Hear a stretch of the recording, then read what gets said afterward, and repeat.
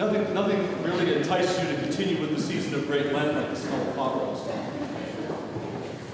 So we celebrate a couple of feasts today. The first Sunday of Great Lent is always the Sunday of Orthodoxy, and I'll talk about that in just a second. But on March 9th, we celebrate the feast of the 40 Holy Martyrs of Sebastia. Sebastia is in central Turkey today, and there was a Roman garrison there, a garrison of soldiers, and in the 4th century, the Emperor Licinius hated Christians and was persecuting the Christians in his region, his half of the empire, quite severely. And the garrison of soldiers that were there, one of them was a Christian. And he was found out, and the general of that garrison, the leader, said that he had to either deny Christ or he would be put to death. Well, he refused to deny Christ. And the 40 other soldiers, rather than carrying out the sentence to put him to death, became Christians themselves.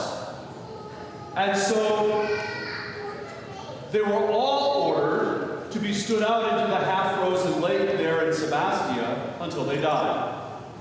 And to entice them to come back to paganism, the guard post right there on the shore, they lit a nice warm fire in a big brazier, in a big kind of fireplace. And if you do your math, we've got 41 guys there in the lake, right? Christian guy and 40 more. Well, in the middle of the night, one of them did say, okay, I'm done, I don't want to be a Christian anymore. And he went inside, and he tripped over the brazier and fell into it and died.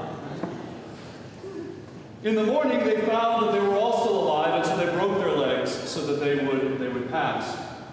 But the hagiography, the story that is related of them, says that when they looked up, they saw from heaven crowns coming down for each of them. Now, the crown is typically something that indicates a king or a queen. But in this case, the crowns were a symbol of victory. Because in the ancient world, you didn't get a gold medal or a blue ribbon for winning a race or a competition. You earned a crown of laurel leaves, right? And that's why on Great and Holy Saturday, I get to do one of the most fun things a priest gets to do, and pelt everybody with laurel leaves, right? It's great, you can do that stuff and no one gets to beat you up, you know? But I throw laurel leaves because they're a sign of victory, of Christ's victory over death. And so, we even mention the 40 Holy Martyrs during the wedding ceremony because of their connection to the crowns. As you know, our wedding ceremony is known as the crowning ceremony, and the couple is actually married when I crown them, when I put the crowns on their heads. This is one of the crowns that we have that we use if they don't want to buy their own crowns. So when the couple is crowned during the wedding ceremony, there is that symbolism of them being king and queen, of being leaders of their household.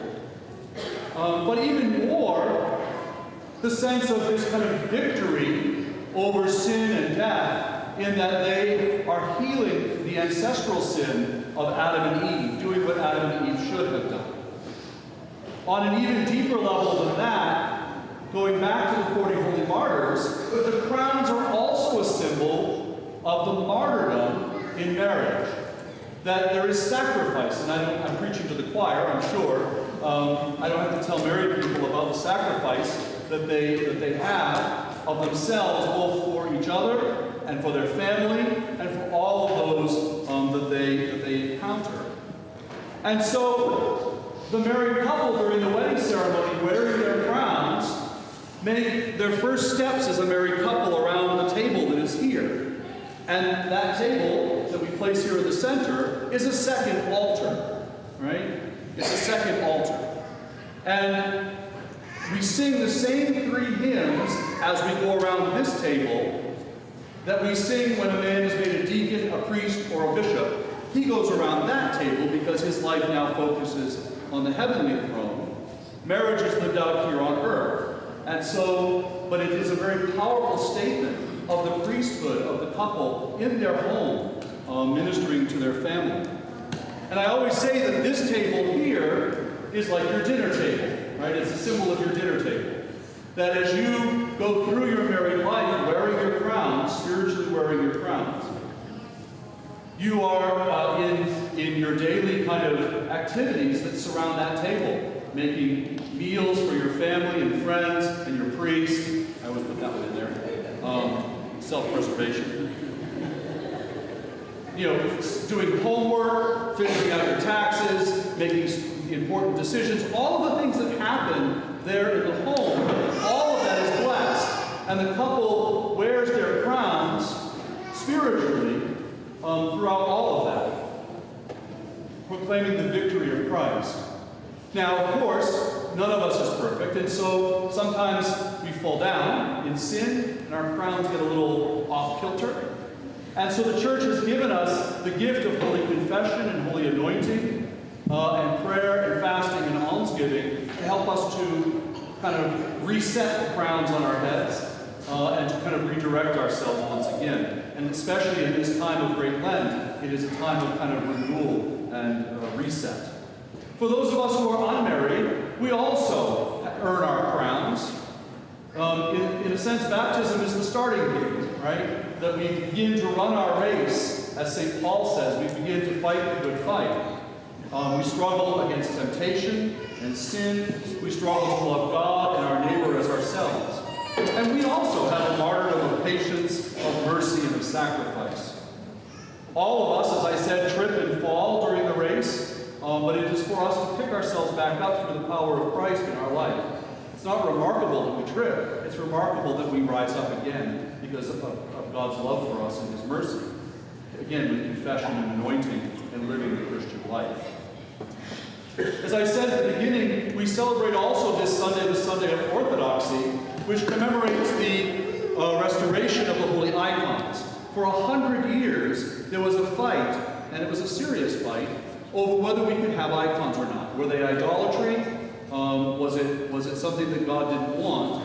And the conclusion, finally, after 100 years, was that we do not worship paint and wood, that we worship God only, and the prayers that we say before an icon of Jesus go to Jesus. We venerate Mary and the saints, we do not worship them. And again, the veneration that we offer before their icon goes to them. But you know, 100 years means that there were several generations of Christians who continued to patiently run the race of Orthodoxy, even though they were persecuted by the emperor himself. And some of them even earned the crown of martyrdom during that period. Ultimately, the procession today celebrates the crown of victory that we are now once again allowed, and we celebrate the fact that we can have icons in our churches as instruments of worship. And so, inspired by all of these figures, the 40 holy martyrs of Sebastia, and all of the great proponents of Orthodoxy, let us run our race as well. Let us continue in our daily lives, whether we're married or single, to proclaim with joy the victory of Christ over sin and death, and thus to wear our crowns. Blessed is our God.